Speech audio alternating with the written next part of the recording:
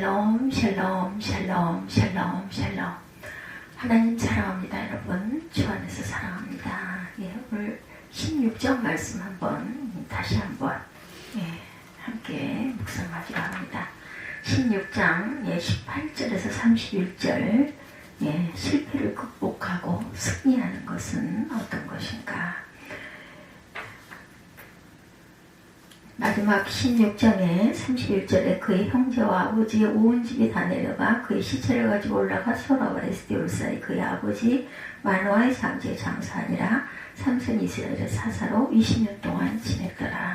삼손의 죽음으로 끝이 납니다. 16장은 과연 실패를 극복하고 승리하는 삶은 어떤 삶인지 함께 은혜를 나눕니다. 어느 누구도 실패를 원하지 않아요. 그러나 실패를 경험하지 않는 사람도 또한 없습니다. 큰 실패든 작은 실패든 살아가면서 실패를 경험하죠. 실패는 우리 인생에서 가장 보편적으로 경험하는 것이다, 이렇게 말할 수가 있죠. 성공한 사람이란 결국 한 번도 실패하지 않은 사람을 뜻하지 않습니다. 성공은 실패를 극복할 줄 아는 사람을 얻는 것이죠. 성공은 실패를 올바른 태도로 받아들일 줄 아는 사람에게만 찾아오는 삶의 명예라는 것을 잊지 마십시다. 발명왕 에디슨이 건전지를 만들기 위해서 무려 5만 번이나 실패를 했다는 일화가 있어요.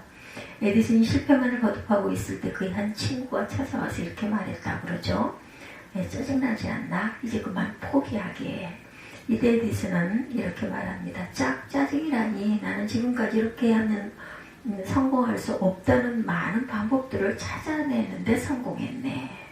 로버트 슐러 목사님이 이런 말씀을 합니다. 실패한 것이 부끄러운 것이 아니다. 도전하지 못하는 비겁함은 더 큰 치욕이다. 실패에 두려워서 도전하지 못하는 것이 더 큰 치욕이라는 거죠. 도전하지 않으면 실패 당연히 없죠. 실패란 도전하는 사람에게만 맛볼 수 있는 아픔이기도 합니다. 그렇지만 그 실패를 통해서 결국 더 큰 성공이라는 명예를 얻을 수 있다는 것이죠. 성경의 인물들 가운데 거의 전설적이라고 할 수 있는 영웅 삼손은 인생의 실패와 성공을 가장 극적으로 보여준 예라고 말할 수가 있어요. 오늘 본문에 이름만 들어도 힘의 상징으로 느껴지는 삼손의 실패가 기록되고 있어요. 삼손의 생애는 성공의 전성기를 거쳐 처절한 실패로 포장되어 있습니다. 두 눈이 뽑힌 채로 감옥에서 맷돌을 돌리고 있는 삼손의 모습, 상상만 해도 기가 막히죠. 저는 어린 날 영화를 봐서 그 영화의 영상이 말씀을 증거하면서 이렇게 보여집니다. 정말 안타까웠죠. 그의 눈에서는 처절한 피눈물이 떨어지고 있었어요. 복수심과 호기심으로 들뜬 군중들 앞에 불려나와서 공마단에 어릿광대처럼 재주를 부리는 삼손의 비참한 모습도 상상해 봅니다. 삼손의 당당했던 첫 출발, 기적으로 일관했던 그의 삶이 절망의 나락으로 그만 떨어지고 말았어요. 그 원인이 어디 있었을까? 삼손의 실패를 바라보면서 우리에게 닥칠 수 있는 실패를 막을 수 있어야 돼요. 오늘 이 아침 우리는 삼손의 삶이 실패로 끝난 원인을 살펴보고 그 극복의 길을 찾아보려고 합니다. 첫째로 그가 실패했던 원인은 정욕의 지배를 받았기 때문이다. 삼손에게는 약점이 있었어요. 여자에게 약한 약점을 갖고 있었죠. 어디를 가나 이 삼손은 여인과 연결이 됩니다. 그것도 그냥 여염집 여인이 아닌 대개는 직업 여인이죠. 오늘날로 보면 삼손은 힘을 쓸 줄 알았지만 그 힘을 다스릴 줄을 몰랐던 거예요. 청년 때부터 약점이 드러나죠. 앞부분인 사사기 14장 1, 2절의 말씀을 보면 삼손이 딥나에 내려가 거기서 블레셋 사람의 딸들 중에 한 여자를 보고 올라와 자기 부모에게 말하 이르되 내가 딥나에서 블레셋 사람의 딸들 중에 한 여자를 보았사오니 이제 그를 맞이하여 내 아내로 삼게 하소서, 이렇게 말하고 있어요. 삼손은 자신의 정욕을 억제하지 못했다. 그는 딥나에 내려갔다 그곳에서 블레셋 사람의 딸 중에 한 여자를 보고 마음이 빼앗깁니다. 좋아하는 여자도 같은 민족인 이스라엘 사람이 아니라 하나님을 알지 못하는 이방 여자였던 거죠. 삼손은 태어나면서부터 나시린이었어요. 그는 분명히 구별된 존재로 살아야 했습니다. 그럼에도 불구하고 는 하나님께서 어떤 여자를 아내로 삼아야 좋아하시는지에 대해서는 신경을 쓰지 않았고 하나님이 원하시는 바를 염두에 두지도 않습니다. 아버지가 반대하는데도 순종하지 않고 자신이 원하는 대로 했어요. 자기 감정에 따라 일을 처리하는 것이 삼손의 최대의 약점이었죠. 삼손의 이러한 모습은 결정적인 인생의 실패로 나타납니다. 오늘 본문이 시작되는 16장 1절을 봅니다. 삼손이 가사에 가서 거기서 한 기생을 보고 그에게 들어갔더니, 영어 성경에 삼손이 한 기생을 보고 그에게 들어가 잤다고 되어 있어요. 아내가 아닌 다른 여자와 관계를 가졌다는 거죠. 근데 이 문맥이 앞뒤 어디를 살펴봐도 삼손이 주저했다라는 흔적은 전혀 찾아볼 수가 없습니다. 자신의 행동이 바른지 그른지에 대한 진지한 고민이 나와 있지 않아요. 이것은 삼손이 습관적으로 죄를 짓고 있다는 것을 알 수가 있다. 그냥 정욕에 끌리는 대로 본능적으로 행동을 했다. 그는 이성적인 판단과 사회 분별보다는 감정에 치우친 삶을 살았어요. 한두 번의 경고에도 주의하지 않고 거의 반복적으로 죄를 짓습니다. 피터 풀 루벤이라는 화가가 삼손을 주제로 해서 그림이 있는데, 삼손이 사자와 싸우고 있는 모습인데 두 개의 원을 그리고 있어요. 첫 번째 원은 삼손이 사자의 머리를 움켜쥐고 있는 모습, 삼손에게 제압을 당하고 있는 사자의 형상입니다.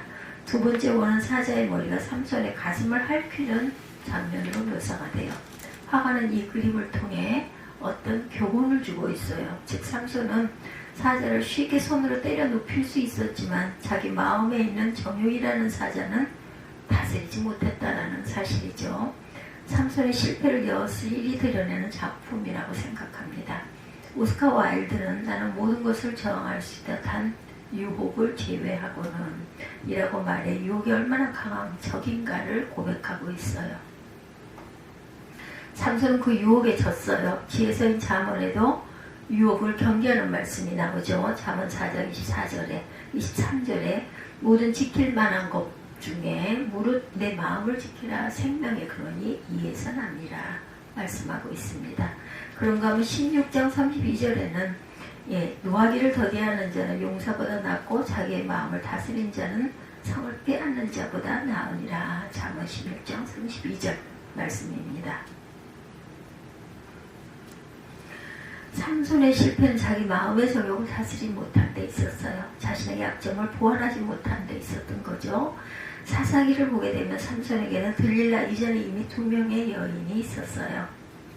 첫 번째는 딥나의 여인이었죠. 그런 그 여인 때문에 곤욕을 치러야 합니다. 그럼에도 불구하고 블레셋의 가사에 갔다가 그곳에서 또한 기생을 만나 다시 또 죄를 짓습니다.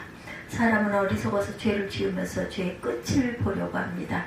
다시 말해서 무서운 사망을 보아야 되죠. 그러게 우리는 미끼가 아니라 미끼의 끝에서 우리를 낚아채는 바늘을 볼 줄 알아야 된다. 미끼는 항상 아름다워 보여요. 먹음직스럽고 탐스럽고 인생을 걸어볼 만합니다. 그러나 그 마지막은 분명한 사망이죠. 그래서 사람이 죄를 지을 때 마음은 마치 하와가 선악과를 보았을 때 그 마음과 같아요. 삼손은 이것을 깨닫지 못했습니다. 자신의 행동이 바른지 그른지에 대한 진지한 고민을 하지 않아요. 우리가 모두 다 연약한 사람들이죠. 그렇기 때문에 누구에게나 약점이 있어요. 자기 약점을 안다면 그 약점을 그대로 놔두어서는 안 되겠다. 누구나 그리스의 신화에 나오는 아킬레스의 뒷발뒤꿈치처럼 숨길 수 없는 약점을 가지고 있습니다. 그 약점이 우리 인생을 망치지 않도록 잘 관리하고 지키는 일이 필요하죠. 무엇보다 우리는 자신의 약점을 알아야 합니다. 만약에 돈이 약점이라면 돈의 자유화하는 훈련을 해야 하고, 이성의 약점이 있다면 그 이성의 자리에 가지 않아야 합니다. 자신의 약점과 관련된 것을 멀리 하든지 아니면 그곳에 가지 말아야 되겠죠. 그러나 무엇보다 중요한 것은 나에게 있는 그 약점을 하나님께 맡기고 해결해 주시기를 간구해야 된다. 삼손의 실패는 자신의 약점을 통제하지 못한 데서 온 비극입니다. 삼손의 비극은 여자로부터 시작해서 여자의 의해에 끝났어요. 둘째로 그가 실패를 했던 원인은 껍데기뿐인 신앙이었기 때문이다. 삼손은 신앙의 형식만 유지했을 뿐 신앙의 내용을 갖추지 못했습니다. 삼손은 하나님 앞에 일생을 바친 나시린으로 성결한 삶을 살아야 했죠. 그는 포도주와 독주를 마시면 안 되었고 부정한 것을 먹어서는 안 되었어요. 또한 머리에 삭도를 대지 않고 하나님께 헌신한 상징을 유지하고 있어야 했습니다. 물론 삼손은 하나님께서 구별된 상징으로 머리에 삭도를 대지 말라고 한 약속을 지켰죠. 머리를 깎지 않았어요. 그러나 머리만 깎지 않은 것은 형식이었고 하나님께서 진정 원하시는 것은 성별된 삶을 사는 것이었죠. 삼손은 하나님께 헌신된 표시로 머리를 길게 늘어뜨리고 다니면서 실제로의 그 삶을 블레셋의 타락한 문화를 그대로 따랐던 사람. 술을 마시고 부모의 말씀을 거역하고 정욕의 지배를 받고 생활했습니다. 그는 머리만 깎지 않았을 뿐이지 그의 생활은 세상의 타락 문화를 그대로 노출된 채 살았어요. 세상의 타락한 문화를 즐겼습니다. 당신은 이런 삼손을 비판하고 정죄하십니까? 여러분들 어떠십니까? 그러나 당신의 삶도 삼손과 다를 바 없는지 한번 돌아보십시다. 주일에 교회와 예배를 드리는 것만으로 신앙생활을 끝내는 사람, 삼손에게 손가락질할 자격이 없던 거죠. 주일 아침에 주님의 성전에 나와 예배 드리는 것은 분명히 아름다운 일입니다. 이것은 그리스도인으로서 당연히 지켜야 할 의무예요. 그러나 그 이상의 삶이 없다면 그것은 분명히 문제가 있는 삶이죠. 여러분은 가정에서, 직장에서 그리스도인답게 말씀의 원리를 따라 생활하고 있습니까? 일에 경영을 정직하게 하십니까? 이웃과 동료를 사랑하며 진실되게 살고 계십니까? 만일 여러분이 주일 아침에 교회 나오는 것으로 신앙생활을 만족하고 불신자와 다름없이 사는 생활을 한다면 삼손과 마찬가지로 하나님 앞에 구별되지 않은 삶을 살아가고 있는 것이라는 것. 삼손은 약점과 더불어 강점도 많이 가지고 있던 사람이에요. 힘이 센 장사였고 뿐만 아니라 머리도 아주 명석했습니다. 수수께끼를 낼 줄 알았고 장난도 칠 줄 알았어요. 머리가 나쁘면 결코 할 수 없는 일들입니다. 16장에 보면 삼손은 들릴라와 게임을 하고 있어요. 블레셋 사람들에게 매수당한 들릴라는 삼손을 무릎 위에 잠재우면서 그 큰 힘의 비밀을 캐묻습니다. 들릴라와 삼손이 머리 싸움을 해요.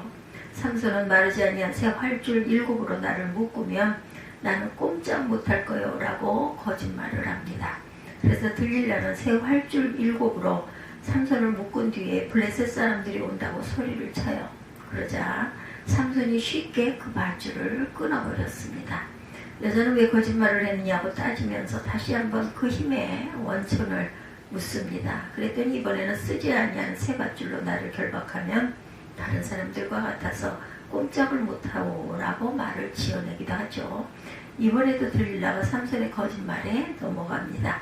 들릴라가 세 번째 삼손에게 묻죠. 역시 삼손은 자신의 머리털 7가닥을 배틀의 날실에 섞어 짜면 된다. 이렇게 거짓말을 꾸밉니다. 이제 들릴라는 여자 특유의 무기, 눈물을 보이며 삼손에게 애원을 합니다. 당신과 나 사이에 그럴 수가 있어. 나를 사랑한다면 진실을 말해주어야 하지 않겠어. 나를 믿지 못하면 세상에 누구를 믿을 수 있겠어. 나를 사랑한다면 그 증거로 당신의 힘의 근원을 말해주시오. 들릴라가 날마다 치근거리며 울며 졸라대니 삼손은 괴로워 죽을 지경이에요. 그리고 여자의 약한 삼손이 끝내 진실을 밝히고 맙니다. 본문 17절의 말씀을 다 같이 읽도록 하죠. 삼손이 진심을 드러내 그에게 이르되 너 머리 위에 삭도를 대지 아니하였나니 이는 내가 모태로부터 하나님의 나시린이 되었습니다. 만일 내 머리가 밀리면 내 힘이 내게서 떠나고 나는 약해져서 다른 사람과 같으니라 말씀합니다. 삼손은 하나님께서 자르지 말라고 하신 머리카락을 잘랐죠. 하나님과 한 서약을 어기게 됩니다. 우리는 삼손처럼 하나님과 맺은 언약을 어길 때가 많아요. 우리의 신앙생활을 직장생활보다 못한 수준으로 유지해가는 경우도 흔합니다. 마치 취미생활하듯 교회 나오고 친구와 내가 탁구를 치는 것보다 못하게 진지함은 결여된 그리스도인들이 있어요. 예수님을 진정으로 구세주와 주님으로 모신 사람은 우리를 위해 자신의 생명을 바친 예수 그리스도를 절대로 홀대하지 않습니다. 예수님을 진정으로 사랑하는 사람은 그분과의 약속을 그렇게 가볍게 취급하지 않죠. 온몸과 마음과 뜻과 정성을 다해 주님을 섬깁니다. 바울은 이 점에 있어서 고백하죠. 갈라디아서 2장 20절 말씀 여러분들 잘 아시죠? 내가 그리스도와 함께 십자가에 못 박혔나니 그런즉 이제는 내가 사는 것이 아니요 오직 내 안에 그리스도께서 사시는 것이라. 이제 내가 육체 가운데 사는 것은 나를 사랑하사 나를 위하여 자기 자신을 버리신 하나님의 아들을 믿는 믿음 안에서 사는 것이라. 바울의 이 고백이 오늘 저와 여러분의 고백이 될 수 있기를 바랍니다. 우리가 평생을 걸고 하나님을 섬기겠다고 했으면 구체적인 삶의 현장에서 말씀대로 살아가는 모습을 보여주어야 합니다. 주일에 예배드리고 성경을 조금 읽고 기도를 잠깐 하면 신앙의 형식은 유지될 거예요. 그렇지만 내용이 부족합니다. 하나님을 향한 열정이 없고 감격이 없어요. 주님을 향한 뜨거움도 하나님께 바치는 헌신도 없는 맹맹한 삶이 될 것입니다. 결국에는 삼손과 같이 하나님 앞에서 범죄하는 삶을 살고 말 것이에요. 셋째, 그가 실패를 했던 원인은 영적 실체에 대한 무지 때문. 삼손은 자신의 영적 상태에 대해서 무지했어요. 본문의 가장 비극적인 구절은 20절입니다. 들릴라 갈리대 삼손이여 블레셋 사람이 당신에게 들이 닥쳤느니라 하니 삼손이 밤을 깨며 이르기를 내가 전과 같이 나가 몸을 떨치리라 하였으나 야훼께서 이미 자기를 떠나신 줄을 깨달지 못하였더라. 삼손은 야훼께서 자기 자신을 떠나신 줄을 깨닫지 못했습니다. 하나님이 더 이상 자신을 사용하지 않으심을 알지 못한 것이 삼손의 큰 실패였죠. 자기의 영적인 상태를 몰랐기 때문에 삼손의 인생의 비극으로 끝났던 거예요. 그렇다면 삼손이 왜 자신의 영적인 상태를 깨닫지 못했는가? 그것은 삼손이 무너져 갔기 때문이다. 영국인으로 평신도 신학자이며 역사가고 문학가였던 C.S. 루이스는 이런 말을 합니다. 지옥으로 가는 길은 결코 벼랑이 아니다. 지옥을 향한 길은 밋밋한 내리막길이다. 사람들은 그 길을 기분 좋게 걸어간다. 의미심장한 말입니다. 지옥으로 가는 길은 벼랑에서 갑자기 떨어지는 길이 아닙니다. 그 길은 사람들이 의식하지 못하는 사이에 밑바닥까지 내려가게 하는 밋밋한 내리막길이다. 다시 말하면 죄라는 것이 그렇습니다. 사람이 갑자기 죄에 무너지지 않아요. 서서히 조금씩 무너지죠. 그래서 죄는 늪과 같다. 서서히 조금씩 빠져들어갑니다. 그러나 어느 선을 넘어가면 빠져나오지 못하고 빠져서 죽고 말죠. 그것이 바로 죄입니다.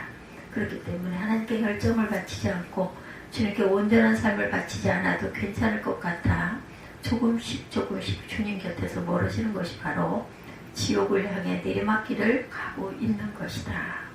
주일에 교회 안 나가도 별 탈이 없다고 느끼고 기도를 하지 않아도 잘만 사는 것 같은 그러한 그 사람들 서서히 신앙의 자리에서 벗어나고 있다는 징조라는 것. 그러므로 신앙의 정수를 체험하지 못한 채 인생을 끝내는 날 기분 좋게 내리막길을 걷는 사람들은 지옥에서 잠을 깰 것이라는 것 기억해야 합니다. 이것은 우리의 영적 상태를 자각하지 못하고 평생을 산 사람들의 비극이죠. 오늘 현대 교인들의 최대 위기는 영적 위기감을 올바로 알지 못하는 데 있어요. 생명이 아니라 죽음으로 가는 길을 걷고 있음을 깨닫지 못하는 데 비극이 있습니다. 이대로 살아가는 것은 인생의 허무죠. 삶을 낭비하는 것입니다. 나병 환자의 특징은 감각이 없다 그러죠. 자신의 발가락이 떨어져 나가도 감각이 없고 자신의 손가락이 불을 갖다 대어도 감각이 없습니다. 오늘 우리들 주위에 영적 나병 환자들이 얼마나 많아요. 죄를 지으면서 하나님의 준엄한 심판에 대한 감각이 없죠. 영적인 둔감성이 우리의 삶을 파괴하는 주범입니다. 오늘날 그리스도인들은 자신의 메마른 영혼에 대해 안타까워하지 않아요. 통곡하고 금식하고 기도할 줄을 모르죠. 적당히 살아가는데 너무 익숙해져 있어요. 이것이 바로 오늘 저와 여러분의 모습은 아니신지 우리의 자신의 영적인 상태를 깨닫지 못하는 데는 두 가지의 원인이 있어요. 첫째는 영혼이 죽었기 때문이다. 시체를 발로 차고서 아무런 반응이 없죠. 영혼이 죽어 있으면 아무리 진리의 말씀을 외쳐도 듣지 못하고 깨닫지 못합니다. 영혼을 소생시키는 말씀을 들으면서 형식만을 유지하는 삶을 산다면 그 영혼은 죽어 있는 것이다. 둘째는 영혼이 마비되어 있기 때문이다. 영혼이 마비되면 감각이 없어요. 죽은 것과 별반 다름이 없습니다. 요한계시록 3장 1절에 사대교회를 향해서 외치는 주님의 안타까운 심정을 어느 정도 이해할 수 있어요. 사대교회의 사자에게 편지하라 읽어봅니다. 하나님의 일곱 영과 일곱 별을 가지시니가 이르시되 내가 네헤미를 아노니 내가 살았다는 이름은 가졌으나 죽은 자로다. 요한계시록 3장 1절입니다. 내가 살았다는 이름은 가졌으나 죽은 자로다 이렇게 얘기해요. 예, 명목상의 그리스도인들은 교회에 나와 적당히 예배를 드리는 것 외에는 아무런 신앙인의 자세를 보이지 않습니다. 말씀으로 거듭나 새로운 삶의 목표를 추구하고 가정에서 직장에서 일터에서 말씀대로 살아가는 모습을 보이지 않는 것은 당신의 영혼이 마비되었다는 증거다. 인생의 문제를 진지하게 고민하고 삶을 헌신하는 신앙 고백이 없이는 이 세대는 삼손과 같은 잘못을 범하고 있다는 것을 잊지 마셔야 합니다. 껍데기뿐인 신앙생활은 우리의 영혼에 힘을 주지 못합니다. 그러나 그럼에도 불구하고 삼손이 마지막에 한 가지 잘한 것은 생애 마감할 무렵에 자신의 잘못을 깨달은 것이죠. 그리고 하나님 앞에 자신이 살아오면서 처음이자 마지막으로 간절하게 기도하죠. 마침내 실패를 극복할 수가 있었어요. 인생을 성공적으로 마무리할 수가 있었던 마지막 순간 자신의 삶을 역전승시킵니다. 이것이 삼손의 인생이었다. 삼손을 일깨웠던 원동력은 기도였고 삼손의 마지막 기도가 28절의 말씀에 기록되어 있습니다. 삼손이 여호와께 부르짖어 이르되 주 여호와여 구하옵나니 나를 생각하옵소서. 하나님이여 구하옵나니 이번만 나를 강하게 하사 나의 두 눈을 뺀 블레셋 사람들에게 원수를 단번에 갚게 하옵소서.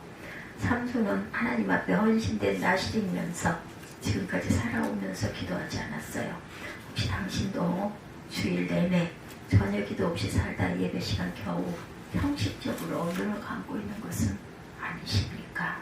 날마다 삶을 주님께 의탁하면서 기도하는 가운데 생활하지 않는다면 삼손처럼 될 위험이 있습니다. 삼손은 지금까지 기도하지 않고 살았어요. 이유가 왜 기도하지 않았을까? 자신을 너무 믿었기 때문이죠. 하나님을 믿는 것이 아니라 자기 갖고 있는 힘과 꾀를 믿고 살았다. 그래서 더욱 자기 마음대로 살다 간 거죠. 오늘 우리가 기도하지 않는 이유도 여기에 있습니다. 그때 하나님이 없어도 나 혼자 얼마든지 잘 살 수 있다. 하나님이 없어도 지금 내 삶이 부족하거나 아쉬운 것이 없다. 그러나 그것이 바로 내가 서서히 무너지고 있다는 증거라는 사실을 잊지 마시기 바랍니다. 삼손은 두 눈이 빠져 앞을 볼 수가 없었어요. 머리카락을 잘렸기 때문에 힘도 없었습니다. 철저하게 자기 절망에 부딪힌 삼손이 할 수 있는 일은 아무것도 없었죠. 단지 두 가지. 하나는 블레셋 사람들이 원하는 맷돌을 돌리면서 그들의 어릿광대로의 수치스러운 삶을 사는 것과 오직 하나님께 도움을 구하는 것밖에 없었습니다. 삼손이 이 절망의 순간에 자신이 해야 하는 것은 하나님께 기도드리는 것이라는 사실을 깨달았죠. 자신의 연약함을 깨달은 순간 야훼께 부르짖습니다. 주 야훼여라고 했을 때 주는 아도나이 즉 주인이라는 뜻을 갖고 있어요. 삼손은 자신의 삶의 주인이 하나님인 것을 깨달았고 이제라도 기도를 들어주실 것을 믿으며 하나님을 전적으로 의지합니다. 삼손의 최후는 영광스럽지만 그럼에도 아주 안타까운 아쉬움이 남죠. 삼손이 젊고 힘이 넘쳤을 때부터 늘 기도하며 살았더라면 얼마나 좋았을까. 건강을 망칠 대로 망쳐놓고 병을 찾는 사람이 어리석듯이 하나님을 떠나 제멋대로 살다 도저히 어찌할 수 없는 지경에 이르러 하나님께 매달리는 사람 어리석습니다. 하나님께서 허락하신 달란트와 건강한 학식과 물질을 사용해서 하나님께 봉사하고 그분의 영광을 드러내며 살았다면 그 끝이 얼마나 좋았겠는가 기억하시기 바랍니다. 이 땅에 태어나 살아가면서 복음을 전하고 하나님을 위해서 일생을 바치는 삶이 아름답고 잘못된 삶입니다. 그러나 삼손이 늦게라도 깨달은 것은 정말 다행이죠. 삶의 마지막 순간에라도 그가 하나님께 기도했다는 점은 참으로 감사한 일이에요. 하나님을 신뢰하는 삼손은 목숨을 걸고 진지하게 기도했고 자기 연약함을 인정하고 주인 되신 하나님을 의지하며 그분의 도우심을 구하고 있는 삼손의 마지막 신앙 고백의 장면, 우리의 어린 날 영화에서도 그 장면 기억이 납니다. 지금도 하나님은 기도를 들으시고 그대로 들어주시죠. 살아계신 하나님 놀라운 권능이 보여집니다. 이로써 삼손은 삶의 마지막 순간을 승리로 장식할 수가 있었던 거죠. 성공한 사람으로 역사에 남습니다. 히브리서 12장에 믿음의 영웅들 전시장에 삼손의 이름이 올라 있어요. 저는 삼손의 기도가 이때 비로소 시작되지 않았을까 생각합니다. 삼손은 그보다 조금 앞서서 기도하였을 거예요. 아마도 옥중에 들어가 두 눈이 뽑히고 맷돌을 돌리는 순간부터가 아닐까 싶습니다. 두 눈을 뽑힌 채로 옥중에 들어가 맷돌을 갈 때 삼손이 무슨 생각을 했을까요? 세상적인 명예와 영광을 얻고 정욕에 사로잡혀 이심으로 만족을 시키던 그리고 뛰어다니던 시절의 기도를 잊고 있었고 그 모든 것을 잃고 처절한 피눈물을 흘릴 때 아마도 기도가 저절로 나왔을 것입니다. 하나님의 용서를 구하고 자신의 죄를 회개했다라는 거예요. 그래서 결국 본문에 보듯이 기도로 승리하는 삶을 끝낼 수 있었다. 그렇다면 지금 저와 여러분에게 회개할 시간이 아닌지 돌이켜보십시다. 늦기 전에 돌이키십시다. 지금이 그때입니다. 껍데기 같은 형식적인 신앙생활을 그만두고 진실한 제사로 하나님께 헌신하십시다. 그것이 우리가 인생의 실패와 절망을 이기고 승리로 얻어낼 수 있는 삶의 비결입니다. 희망을 이루어가는 영적인 승리자가 되는 거죠. 이 시간 강하고 뚜렷하게 들려오는 영혼의 신호에 귀를 기울이시기 바랍니다. 그리고 하나님의 사랑에 생포당하십시다. 정할 수 없는 하나님의 능력에 정복당해 보시기 바랍니다. 그럴 때 여러분의 심령에는 평화가 올 것입니다. 기쁨이 올 것입니다. 내 속에서 평화를 누리는 것이 세상이 주는 것 같지 않음을 알게 될 것입니다.